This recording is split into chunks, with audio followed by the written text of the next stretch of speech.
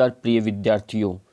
योग शास्त्र से संबंधित महत्वपूर्ण वस्तुनिष्ठ प्रश्न संग्रह श्रृंखला हमारी चल रही है, जिसका भाग आज हम 9 पढ़ने जा रहे हैं, जिसका विषय जो है वह बहुत ही इम्पोर्टेंट है।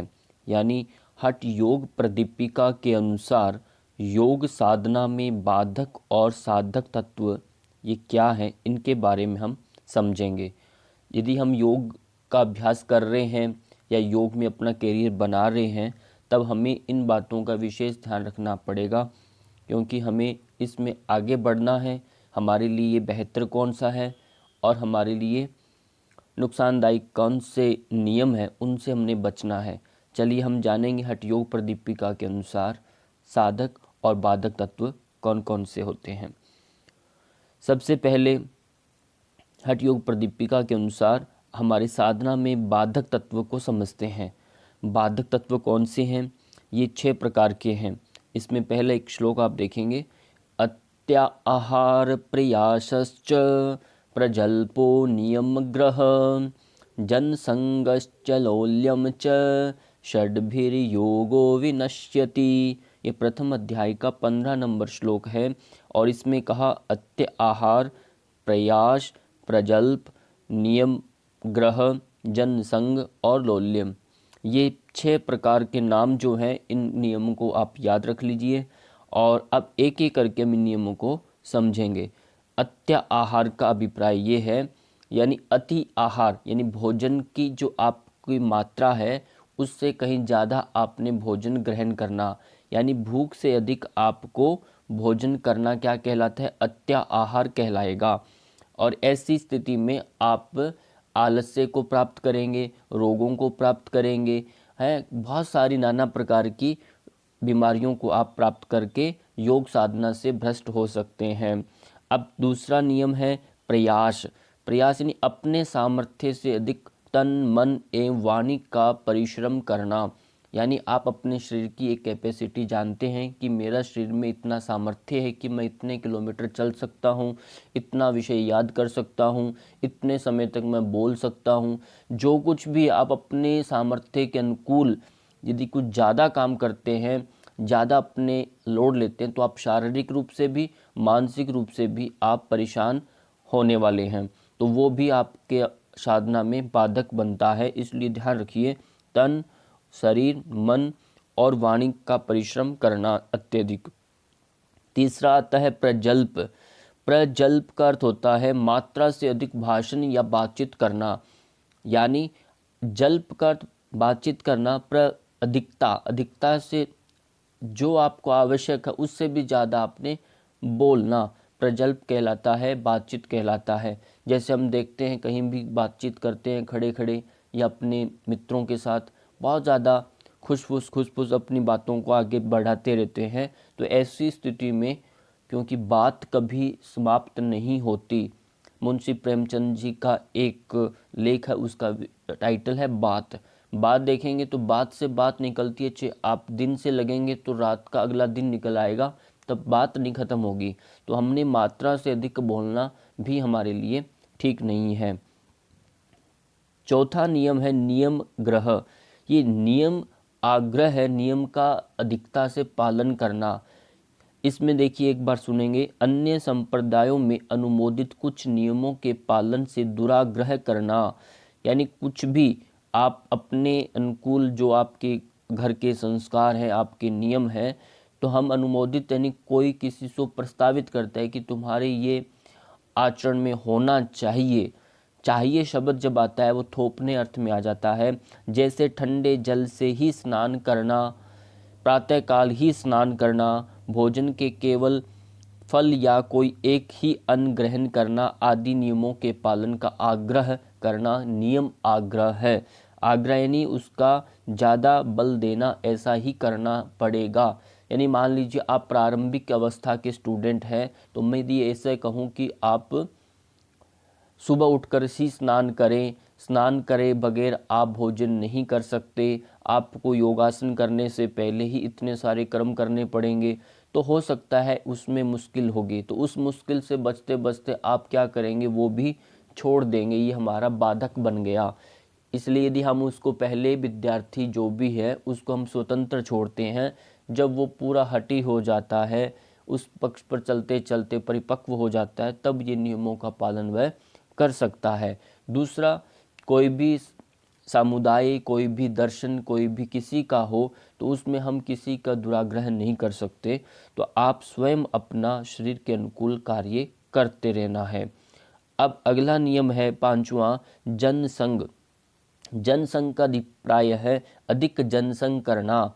इसमें हठ योगी के चित्त में काम आएगा, क्रोध पैदा होगा, राग होगा, द्वेष होगा, लोभ होगा, मोह होगा, अहंकार आदि विकार उत्पन्न होकर उसकी साधना में विघ्न बनता है। जैसे आपको कहा जनसंग अधिक नहीं करना, यानी सीमित आपका संपर्क रहे। सीमित यानी आपका जितना आपका जीवन चल सके उतना संपर्क साधना है। अत्यधिक जैसे हम सोशल मीडिया पर एक्टिव हो रहे हैं, किसी को जवाबदेही दे रहे हैं, या समुदाय के साथ बीचों बीच जा कर के हम भाषण कर रहे हैं, कहीं चौपाल पर जाकर दिन में अपना खड़ना हो रहा है, तो ऐसी स्थितियों में कई बार आपके अनुकूल बातें न होने से आप मन में आपके क्रोध पैदा होगा, राग होगा, द्वेष होगा और चित्त में कामनाएं, यानी किसके प्रति आपका आकर्षण होता है, तो ये सब की सब बातें जो हैं आपको अपने रास्ते से भटका सकती है। इसलिए आपके अंदर धीरता, गंभीरता बनी रहनी चाहिए और अपना नियम आवली के अनुसार अपना जितना हम कर पाते हैं उतना ही काम करना है, उतना ही संग रखना है। पर उसके साथ ज़्यादा मेल मिलाप के लिए मना किया गया, क्योंकि साधना में ये सब बाधक तत्व कहलाते हैं। अगला अंतिम जो है बाधक तत्वों में लौल्य। लौल्य का अभिप्राय है कि इंद्रियों की चपलता को लौल्य कहते हैं। सीधा अर्थ ये हो गया, इंद्रियों की चपलता को लौल्य कहते हैं। इन 10 इंद्रियों में से किसी एक में या सब में चपलता आने से साधक की बुद्धि एवं मन की स्थिरता नष्ट हो जाती है। अतः साधक अपनी योग साधना में इन 6 बाधक कृत्यों को सर्वथा के लिए त्याग दे। ये बिल्कुल शास्त्र के ऋषियों ने, शास्त्र के जो हठ योगियों ने मना किया है कि यदि आपकी 10 इंद्रियों में से या पंच ज्ञान इंद्रियों में से कोई एक इंद्री किसी प्रति अपने गुण के प्रति आकर्षित होकर के आपकी पूरी दिनचर्या बाधित कर सकती है, तो इनसे हमें चपलताओं से बचना है यदि हमें आगे बढ़ना है। तो अब बात करेंगे हमारे साधक तत्व कौन कौन से हैं। तो ये जो भी योग का भी साधक है, योग का प्रशिक्षार्थी है, अभ्यासी है, तो उनको इन सब का भी ध्यान रखना है। और ये सब साधक बाधक तत्व केवल और केवल आपके योग्य तक सीमित नहीं है। आपका कोई भी क्यों ना उद्देश्य हो, किसी भी क्षेत्र में आपने आगे बढ़ना हो, अंतिम मुकाम, अंतिम चरम सीमा को आपने प्राप्त करना है, तब इन सब का ही ध्यान रखना आपको पड़ेगा। इसमें है उत्साह आत्मसाहसाद धैर्य तत्वज्ञान निश्चयात जनसंग परित्यागात षड्भिर्योग प्रसिद्ध्यति। अगला ही सूत्र उसका श्लोक है ये, उत्साह आपके अंदर होना चाहिए। और दूसरा है साहस, धैर्य, तत्वज्ञान, निश्चय, जनसंग का परित्याग। ये षड बाधक तत्व है, इन सब का आपको ध्यान रखना है। ये क्या है? साधक तत्व हैं, आपके साधना में लाभकारी हैं। अब देखेंगे उत्साह। उत्साह का में होता है मैं विषयों की ओर दौड़ते हुए, मैं विषयों की ओर दौड़ते हुए अपने चित्त को रोकूंगा ही, ऐसे संकल्प युक्त उद्यम, यानी आपने जो श्रम किया, परिश्रम किया, उसको उत्साह कहते हैं। याद रखना है कि जो मैं साधना कर रहा हूँ, जो मैं अपने लक्ष्य की, जो भी आप स्टडी कर रहे हैं या कोई भी प्रोजेक्ट पर काम कर रहे हैं, उसको ध्यान रखते हुए, नहीं मैं इस विषय के, ये जो मैंने टारगेट लिया है, इसकी ओर दौड़ता हुआ अपने चित्त को मैं रोकूंगा, इधर उधर नहीं भटकने दूंगा। ऐसा आपके अंदर उत्साह होना चाहिए, ये उत्साह कहलाएगा। अब दूसरा है साहस। साहस शब्द जो है देखा जाए एक सहसा शब्द से आया है। सहसा शब्द से साहस शब्द बना। सहसा का अर्थ होता है अचानक, बिना सोचे समझे कार्य कर देना, वो सहसा कहलाता है।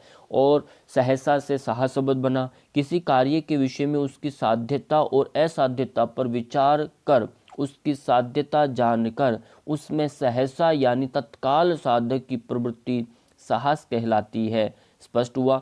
साहस का अर्थ हुआ, सहसा का अर्थ हुआ कि तत्काल बिना अब उसमें प्रवेश करना, अचानक ही उसमें प्रवेश कर लेना। साहस का अर्थ हो गया सीधा, आपको ध्यान रखना, बहादुर क्या नहीं है, आपने अपने सामने कोई भी विषय रखा, उसका साध्यता और असाध्यता दोनों पक्षों को जानते हुए आपने अपने कॉमन सेंस से, विवेक से तुरंत निर्णय लेना क्या कहलाएगा? साहस कहलाएगा। इस बात को ध्यान रखना है। ये साहस है कि झटिति, शीघ्रता से कोई भी तुरंत निर्णय लेना साहस कहलाएगा। यानी आपके हित में कोई भी आ रहा है तो ये ऑन द स्पॉट जो हम डिसीजन लेते हैं वो आपका साहस कहलाएगा। अब बात करते हैं धैर्य। धैर्य में क्या है कि जीवन में कभी ना कभी तो ये पूर्ण होगा ही, ऐसे दृढ़ भावना ही धैर्य है। धैर्य होना बहुत ज़रूरी है। बिना धैर्य के आप अपने आप को प्रभावित करेंगे, अपने आप को दुखी करेंगे, चाहे शारीरिक या चाहे मानसिक रूप से। और दूसरा कि अपने कार्य में थोड़ा विघ्न देखते हुए आप अपने कार्य से हट जाएंगे, भ्रष्ट हो जाएंगे। तो ऐसा ध्यान रखना है, जब हम साधना करते हैं तो उसमें धैर्य की अत्यंत आवश्यकता होती है। कारण क्योंकि उसके अंदर आपका विलंब हो सकता है, आपकी साधना पर, आपकी पूर्व जन्मों के, आपके तप के ऊपर वो डिपेंड करता है। इसलिए साथियों को वो शीघ्रता से प्राप्त कहीं ना कहीं कई बार हो जाता है, आपको लब्ध नहीं हो तो आप मन में अपने प्रति शंका पैदा करें। तो ऐसा नहीं, धैर्य रखेंगे, मंद गति से भी चलेंगे, नियमित चलेंगे, अनुशासित रहेंगे तो आपको निश्चित रूप से लाभ मिलेगा। ऐसा धैर्य आपके अंदर होना चाहिए। तीसरा है तत्व ज्ञान। तत्व ज्ञान का अभिप्राय हुआ ये समस्त सांसारिक विषय भोग असत्य तथा एकमात्र ब्रह्म ही सत्य है।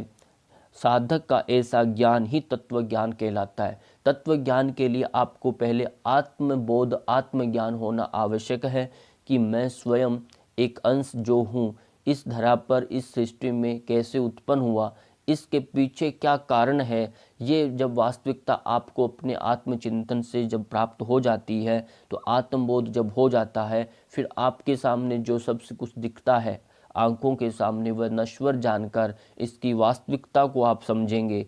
इसके अंदर जो एक प्रकृति का जो आनंद है, इसको आप जानेंगे, इस तत्व को जानेंगे। इस विवेक से आप निरक्षीर विवेकीन आप होकर के अपने को ज़्यादा संसार में लिप्त नहीं करेंगे, अपने लक्ष्य के प्रति आप अग्रसर हमेशा रहेंगे।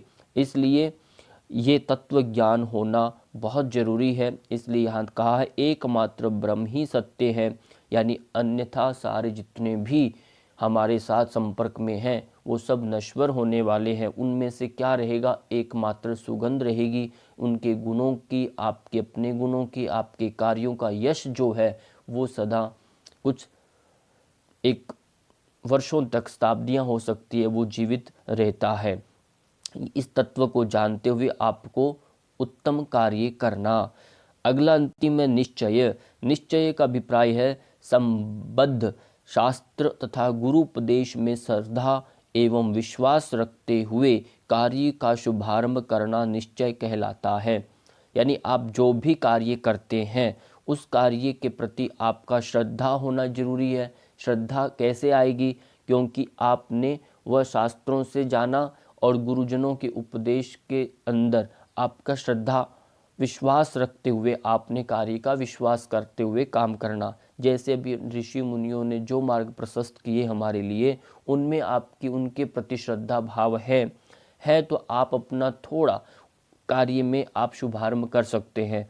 क्योंकि बिना श्रद्धा के, बिना विश्वास के आप निश्चय नहीं कर सकते। ये बात आपको समझना है। इसलिए स्वामी विवेकानंद जी से जब पूछा जाता है कि किस पर विश्वास करें, तो उन्होंने कहा केवल स्वयं पर विश्वास करें। स्वयं पर जो विश्वास करेगा, और दूसरा आप किस पर छोड़ेंगे? ईश्वर पर विश्वास करें। इन दो पर विश्वास करने योग्य ही ये संसार है। क्योंकि हम किसी की पैरवी करते हुए किसी के हम आश्वासन किसी का नहीं दे सकते कि ये व्यक्ति ऐसा है, क्योंकि व्यक्ति परिवर्तनशील है। पता नहीं कब वो दसों इंद्रियों से किन विषयों के प्रति आकर्षित हो जाए। तो वो अपना कभी भी चरित्र है, अपना भ्रष्ट कर सकता है। इसलिए हम स्वयं का पता नहीं हमारी वाणी कब कब बात वापस से फेर ले। इसलिए आत्मविश्वास और ईश्वर पर विश्वास, इन दो का ही विश्वास बार बार कहा। और जब निश्चय की बात आती है तीसरी, कि आपको जब भी हम किसी को थेरेपी देते हैं तो उसके अंदर या किसी भी कार्य के लिए आगे बढ़ना है तो वहाँ भी निश्चय की आवश्यकता पड़ती है। जैसे जैसे मेरे पास आप विद्यार्थी बनकर आए, तो आपको सबसे पहले आपको मेरे प्रति एक श्रद्धा भाव रखना कि ये व्यक्ति जो है, चाहे उम्र में हमारे से छोटा है, फिर भी हमें जो बताएगा सही बताएगा, एक बात। दूसरा, सबसे पहले जो विषय आप पढ़ने जा रहे हैं, इस योग से मैं अपने को पार करूंगा, ये विश्वास, और जो मेरे सामने है ये जो बता रहा है इसके प्रति विश्वास, इससे ही मैं पढ़कर ठीक होने वाला हूँ। ये दो जब विश्वास आपके बनते हैं तो फिर आप ईश्वर पर छोड़ दें, अपनी मेहनत पर विश्वास रखिए, स्वयं पर। तीसरा कि नहीं, मैं जो इनका बताया हुआ 100% करूँगा। अपने विषय के प्रति आपने श्रद्धा रखी, सामने जो पढ़ा रहा है, शिक्षा दे रहा है, उसके प्रति श्रद्धा रखी। और तीसरा, स्वयं पर अपनी 100% देने का विश्वास रखा। तब फिर आप ईश्वर पर छोड़ दें कि आपको परिणाम क्या मिलेगा, वो निष्काम भाव से आपको उत्तम ही परिणाम मिलेगा। तो इस तरह से आपके 6 ये साधक तत्व कहलाएंगे और 6 आपने पढ़े बाधक तत्व। इसी के साथ आज का ये टॉपिक कंप्लीट हुआ। इसको बार बार देखिए, इन शब्दों को, इन 6 को आप क्रम से याद कर ले लीजिए। परीक्षाओं में अक्सर ये पूछे जाते हैं, तब के लिए आगे। अभी एक और बचा हुआ आपका जनसंग परित्याग, ये बिल्कुल ही स्पष्ट है। आपने वहाँ जनसंग किया, यहाँ परित्याग है। इस योग शास्त्र में प्रतिपादित सिद्धांत के विरुद्ध विचार रखने वाले विचारकों, अनाचार्यों, दुष्ट जनों के संग का परित्याग ही जनसंग परित्याग कहलाता है। स्पष्ट हुआ। यानी आप अपना जो भी पैशन, आपने जो विषय को ग्रहण किया है, हो सकता है आपके परिवार के अंदर ही बहुत सारे व्यक्ति उसका समर्थन न करें, कुछ समर्थन वाले हों, कुछ आपके मित्र भी समर्थन करें, कुछ नहीं करें। तो ऐसा आपको दिखेगा, दो प्रकार आपको दिखने को मिलेंगे। तो इसमें जो आपका कार्य के प्रति आपको प्रोत्साहित करें, मोटिवेशन करें, तो उनके प्रति आपका थोड़ा लगाव रखना है। और बाकियों के प्रति आपने ज़्यादा अटैचमेंट नहीं रखना, क्योंकि वो आपके मनोबल को हरास करते हैं, आपको नीचे गिराने का प्रयत्न करते हैं। तो ये विचार भी आपके लिए घातक होता है। तो इसलिए हमें चयन करना उन व्यक्तियों का, उन लोगों का, उन विचारों का जो आपको प्रोत्साहित करे, आगे बढ़ने में सहायता करे। अतः शास्त्रकार ने 6 गुणों के आचरण में साधक का निश्चय ही योग साधना में सफलता मिलती है। इसी के साथ आज का ये कार्य आपका पूर्ण हुआ। धन्यवाद।